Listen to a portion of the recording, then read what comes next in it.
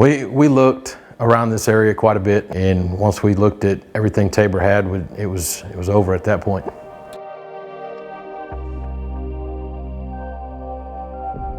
It's Mark and Stacey King. We live here in Fireplace Heights.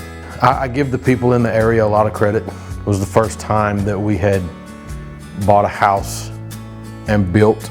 I would stop in every day on my way home to see progress, where we were at with the building and all of that, and everything last summer with May and June with the weather that came in and all the rain hindered a lot of stuff, but I mean, he was real good about keeping everything up and keeping me up to date what trades were coming in and when we were going to be at this point.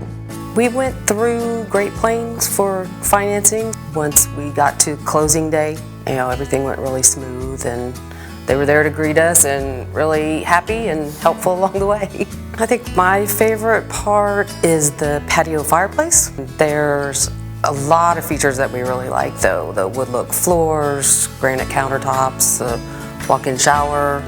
The sprinkler systems is a big plus. The process has been good. Everybody's been good about it.